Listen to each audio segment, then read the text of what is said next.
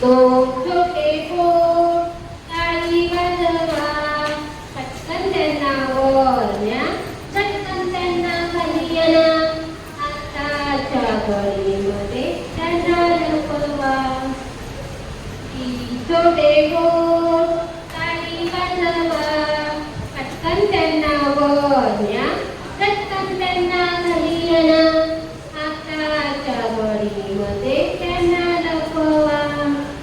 चार छोटे पोर टाळी वाजवा, पटकन त्यांना वर न्या, झटकन त्यांना खाली आणा, आताच्या घडीमध्ये त्यांना लपवा.